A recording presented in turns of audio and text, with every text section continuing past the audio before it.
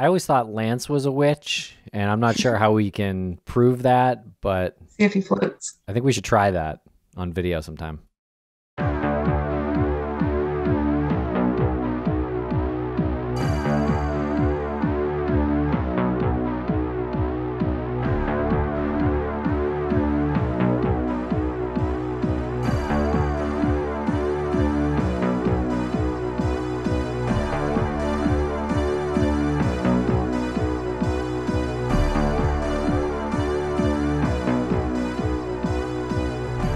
Welcome to Crawlspace. I'm Tim here today with Lance. Lance, how's it going today?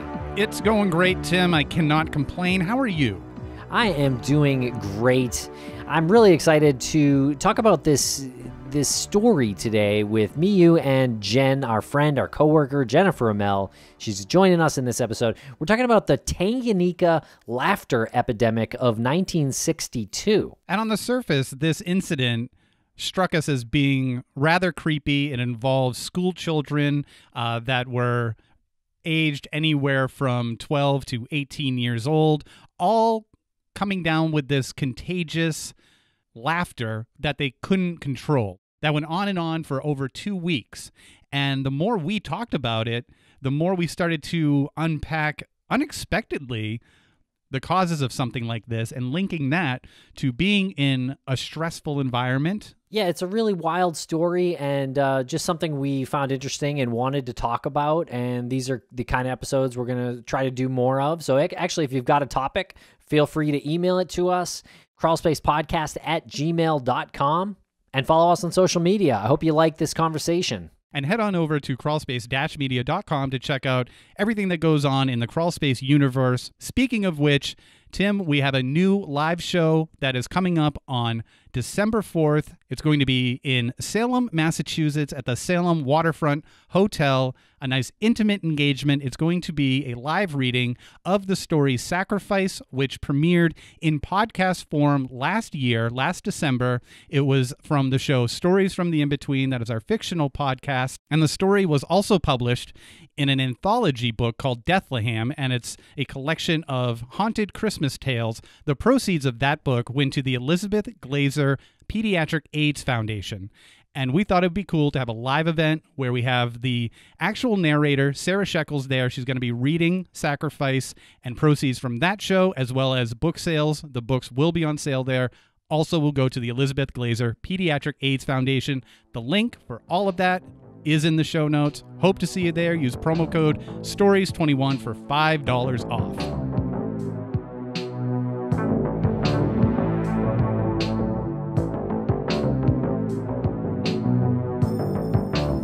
Welcome back to Crawlspace. Jennifer Amell, how are you today? I am doing very well. I've been laughing all day because of our subject matter for this episode. Jen, are you ready to take a trip to Tanganyika? Am I ever? You always talk about Tanganyika to us, and you say that you want to build a little cottage and rent it out on Airbnb. It really seems like a riot over there. It does. It's nonstop laughter. What are we talking about, guys? Today, we are talking about the Tanganyika Laughter Epidemic of 1962. And if you're saying, I've never heard of that, or where the heck is Tanganyika? Tanganyika was a sovereign state, and it is modern-day Tanzania, which is in East Africa. East Africa, near the border of Uganda, but we are actually here to talk about this laughter epidemic. Like you said, this was something that happened in January of 1962, and it is creepy on numerous levels. One, this affected mostly children. The symptoms went on for up to 2 weeks or 16 days, depending on some of the accounts that are documented. Yeah, it started with school children aged 12 to 18, and the teaching staff apparently was unaffected. And so it affected at least about 95 pupils, and then it spread. It spread to neighboring villages and towns as well, and schools. This all started at a school, middle school for girls, right? This was a school called Ramashenyi girls' middle school. I think we see this across episodes like this, like episodes of mass hysteria, that they kind of overwhelmingly affect the female population, which I find very interesting and will sort of unpack a little later. But this ended up spreading to numerous schools, right? Yeah, that's right. It spread to 14 different schools. And Jen, you mentioned mass hysteria. I thought we were talking about laughter. Yeah, well, this has kind of been branded as a mass hysteria event. And that's a little bit of a layman's term. I think most of us have probably heard of a concept like that. But in psychology, it's known as a mass psychogenic or sociogenic illness. On Wikipedia here, there's like a brief overview of what this illness is. It is, quote, the rapid spread of illness signs and symptoms affecting members of a cohesive group originating from a nervous system disturbance involving excitation, loss, or alteration of function, whereby physical complaints that are exhibited unconsciously have no corresponding organic etiology. So all that is to say that this is a thing that doesn't really have an explanation in the body. There's no physiological symptom of something happening, but it is a psychological trigger. Is there something that can be attributed to the cause of this?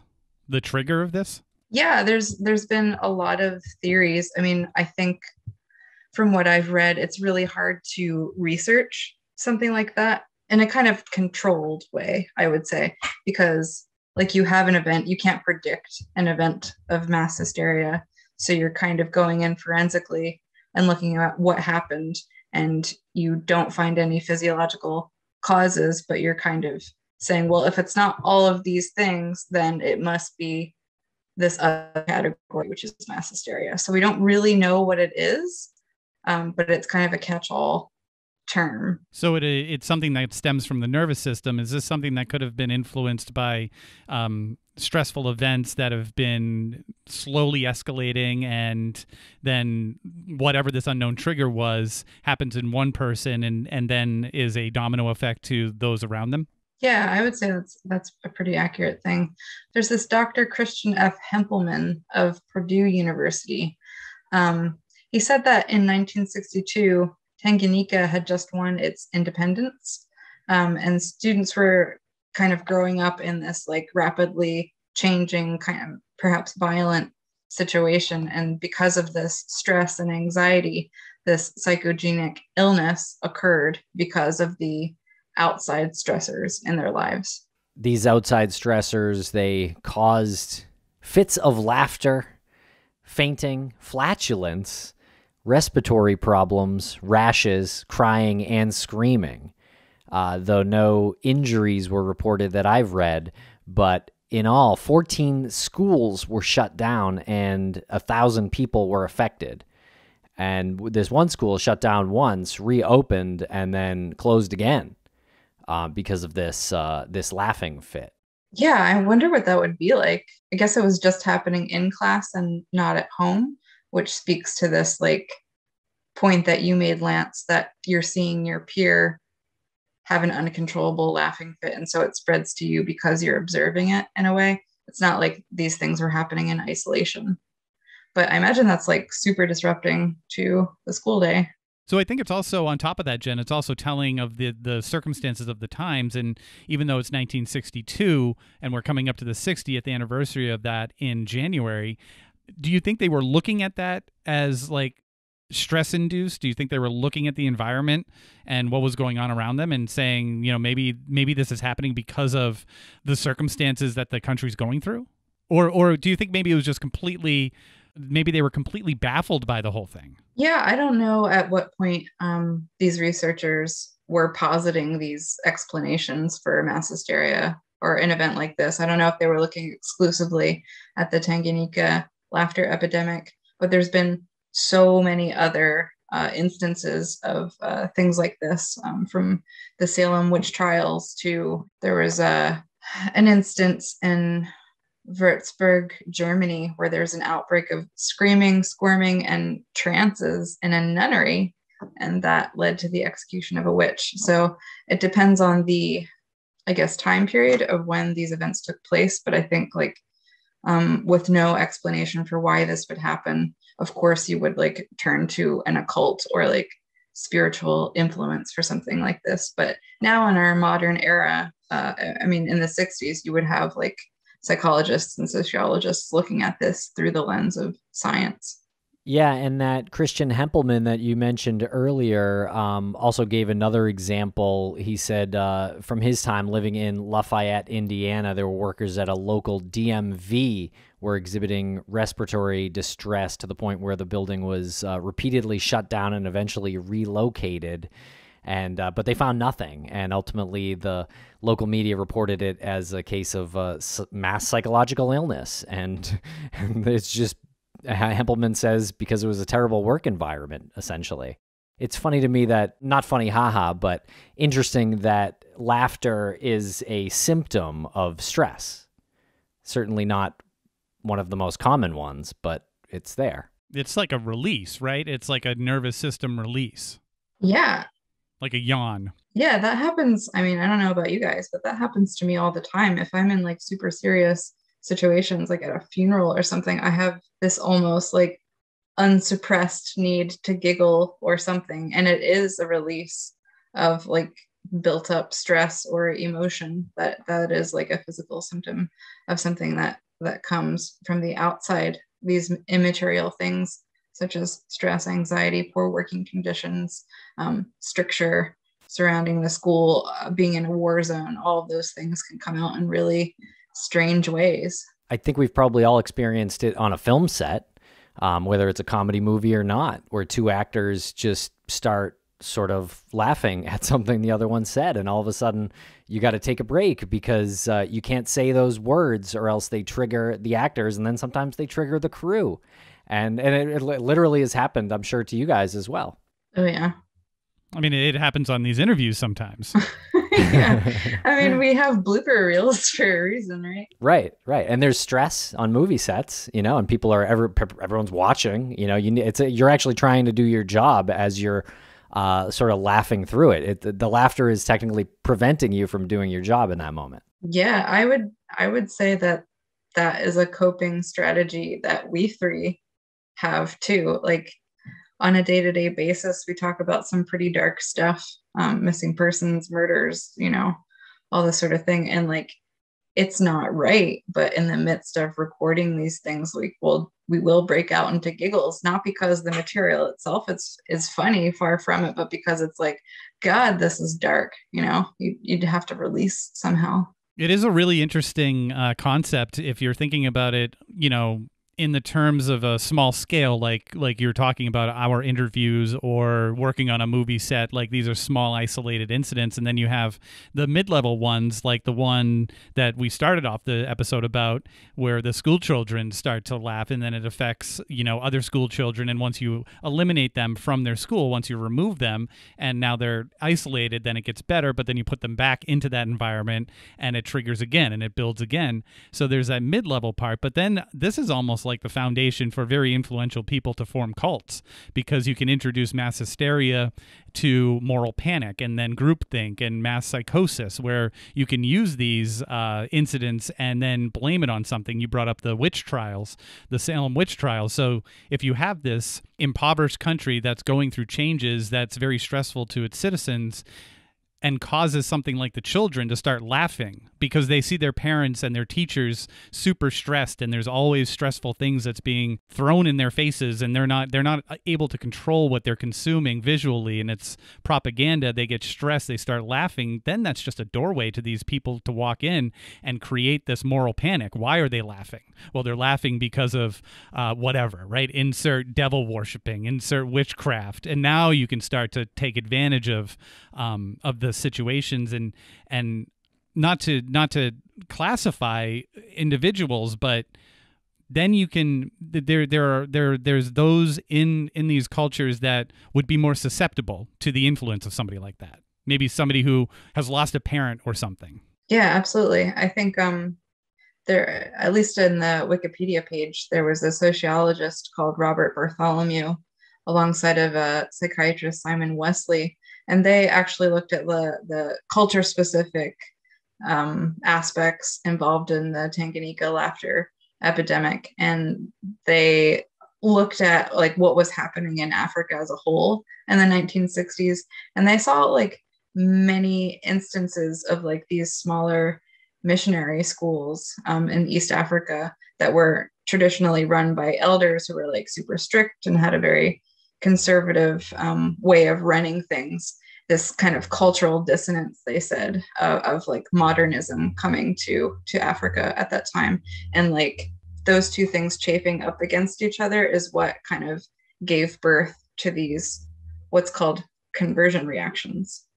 And that's an interesting thing in itself, conversion disorder. Have you guys ever heard of that? No. It's a lot like the mass hysteria concept, but it's seen a lot in different pain conditions. For example, there's something that happens called a pseudo seizure or a non-epileptic seizure.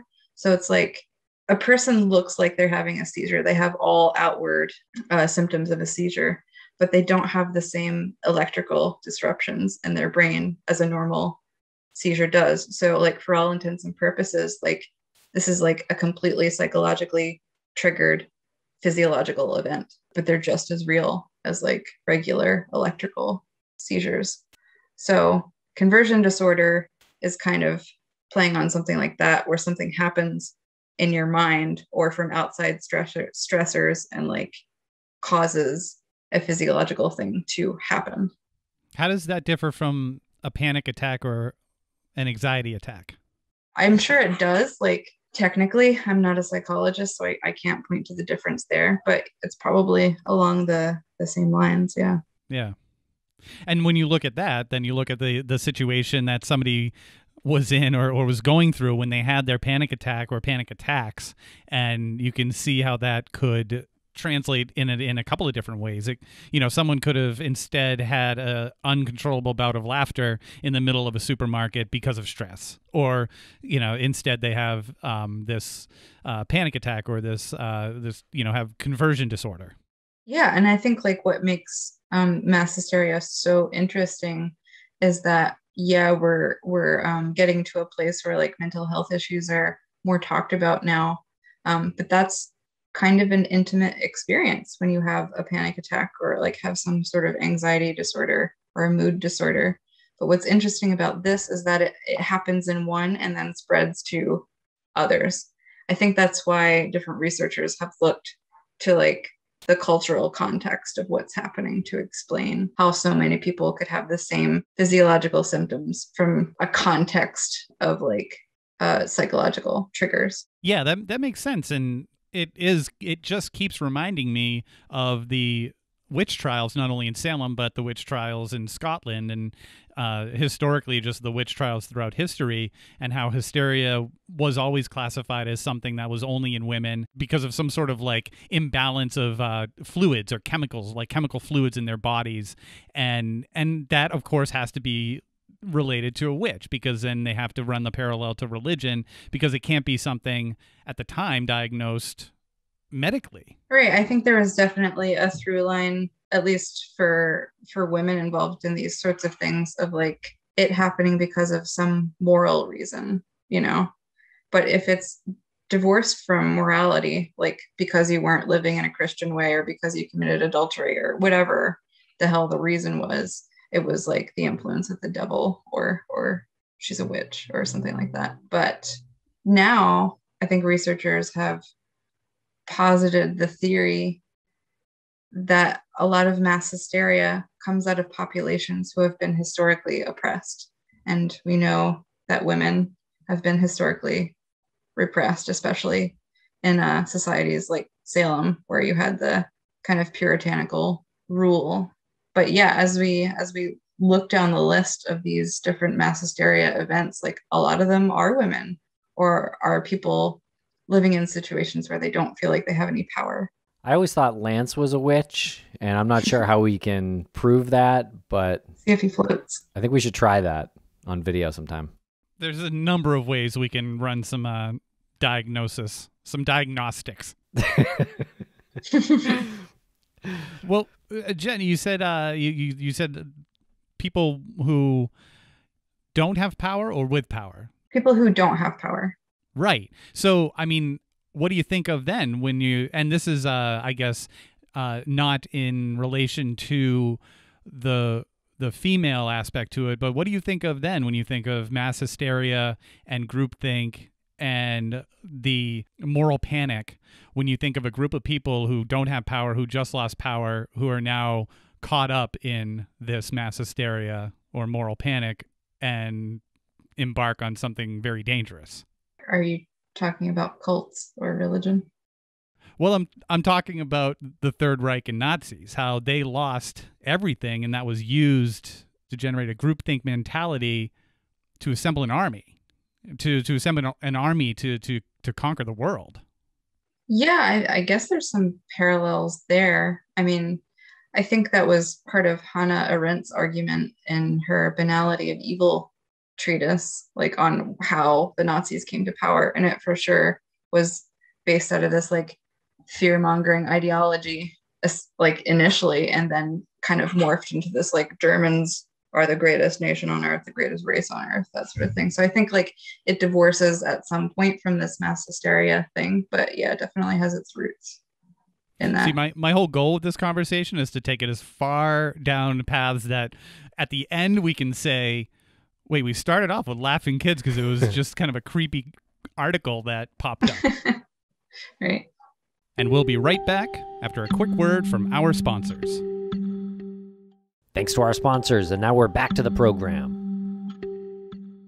Well, I think the mystery of the effects of stress on a human body seems like a mystery for the ages. I mean, really, right? Like, sometimes there's just no rhyme or reason to how stress affects a person. Yeah, I agree. And it's like, how does oppression play a role in that? It's like, if you historically have not had a voice, or like, even if you've screamed from the rooftops that you deserve the right to vote, or, you know, whatever your cause may be, I think like a more headline catching way to get attention on yourself is to do, consciously or unconsciously, to do something like this that you can't ignore, like a laughter epidemic. And tied into that is like, it's not just one person who is uncontrollably laughing in this case, and in many other cases.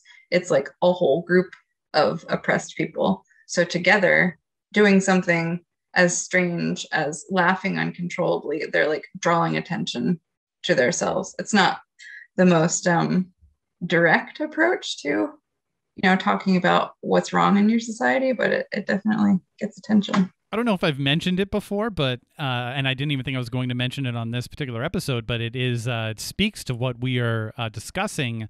I've been reading different excerpts of this book called the Malleus Malphicurum, which is a book that was, I don't even know if you could call it a book. It's a guidebook that was written in the 1400s. It's been translated a couple of times, and it is translated as The Witch's Hammer. And it's two religious figures who wrote this instructional like manual on what to do in the case that you encounter a witch. And they were very influential people in their time. And they cited examples that, when you're reading it, sounds incredible. Like how a priest was approached by a young man who said that his genitals had been removed. They're gone. It's just totally blank. And it was after he met this woman, and then the priest says, well, you've been bewitched, and you need to go beg for whatever you need to beg for to get your genitals back. And then the priest swears to God that the individual did what he told him to do, came back and saw with his own eyes that his genitals had returned. And I know that little cut right there will probably make a rap song later on. But these are very influential individuals who put this in there as fact. And I mean, we know now that that's not true. That didn't happen, and it was probably something that was lost in translation through different writings, where maybe the man's libido wasn't there. Maybe he had some sort of ED, you know, and was simply saying like, I've lost the ability to use my to use my you know, my manhood. Go on. Yep. Keep digging. No, but you know what I mean? Like maybe he's impotent. He's trying to figure out like why and who do you go to at that time? Like you're not going to a doctor. You're not going to wait in a waiting room. You're not going to like forhims.com. Like you're going to your priest. And I was just going to say you're going to go to forhims.com. Yeah. Like so that I that's probably where it was lost in translation. And they have this hysteria of witchcraft, and he probably felt ashamed that he wasn't able to perform with a woman, and went to the priest and said, "I got nothing down there," and it was took literally. Yeah, I if you pull back on that a little bit, what I see out of that anecdote is that so you have this oppressed group of people, women generally, although men were also accused of witchcraft too, but you have this oppressed group of people, and then you have these witch hunters who are part of the oppressive group trying to take back the power by fighting witchcraft. It's all kind of an allegory for a power struggle. Sounds like book 7 of the Harry Potter series. Harry Potter and the Malleus Malphicurum. Harry Potter and the missing junk. Yeah. Well, personally, I remember one time laughing while being in the presence of a family member who was giving a blood transfusion, and I couldn't be in the room. The nurse kicked me out because I was giggling. They said I was apparently close to passing out, based on my reaction of just laughter, which I was just like, giggly and just thought it was funny. And they were like, "No, get out of this room right now." I would say that that's probably something that is in the top. It might be number one for nurses to like as a indicator. If this person's in the room and they start laughing, get them out. Like that's probably in like the top 3 warning signs to get somebody out. Yeah, I'm sure. I mean, people have a whole bunch of like strange physiological things that happen to them when they're under a lot of stress. This makes me think of like how the true crime community looks at people who are suspected of crimes and like their reaction to their loved one's death or their friend's death. Like, oh, they didn't cry, so they must be guilty. Or, oh, they laughed, so they must be guilty. And that's just not the case. Like grief it comes out in strange ways. It's interesting you mentioned that we're working on a secret project, a top secret project here, but I will reference a moment in that top secret project where a gentleman learned of his wife's death and continued to do, I mean, his wife was there and continued to do the business that he needed to do, which was write a check to somebody so that they could go and pay off a contractor. In between calling for the police and for the ambulance while he was waiting, continued to write the check and wanted to make sure that check went to the contractor. And people looked at that and said, well, that's very suspicious. Like, why would he continue to do that? And he probably to this day can't answer in any other way than that was something I knew I needed to do. And it is interesting where stress would take you psychologically when you don't know what you should do. And this individual operated construction yards and contracting and had a very high stress job, but in his brain, just based on his work, things always added up. You put this here and it goes here. Like it's always like square corners and blueprints and measuring twice, and that probably felt better for him knowing like, well, I came home to do this, I got to finish this. I can't bring my wife back, but at least I can finish this. Yeah, it sounds like shock. Like yeah, he shock. Just kind of reverted to his like tasks he did almost by rote. It's like, well, these are the things I set out to do today, and like, oh my God, here's this like horrible thing that happened that I can't even look at right now. So I'm just gonna keep going down the line of tasks to do. But it's yeah, I mean, like this larger conversation of like how really stressful or traumatic situations can affect you is like so important to have, because it's interesting, like in Western medicine, the mind and the body are viewed as two separate things, like hence why we have MDs and psychiatrists or psychologists.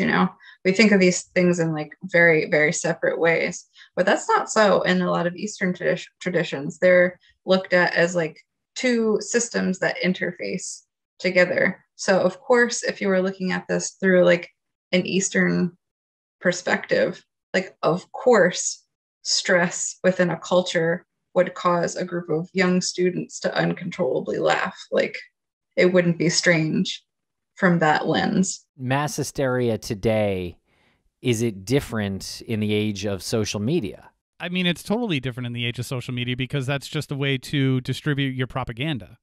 And maybe we can talk about this without getting too political, but if you're looking at social media, that's just a faster system to deliver propaganda if your intent is to cause a moral panic. And what society would you be trying to impose a moral panic on that you know you can be successful, and it's one that has some cracks in the foundation for whatever reason, and maybe it's a warning sign like what happened in Tanganyika with children laughing hysterically for no reason. There's your sign that this society, this community is stressed. So if you have that fast, accelerated delivery system of propaganda, where are you going to deliver that to a country or a society or a culture that seems to be strong and has everything together both socially and economically? Or are you going to try to infiltrate a society or culture that has some flaws, some cracks, and they're working it out?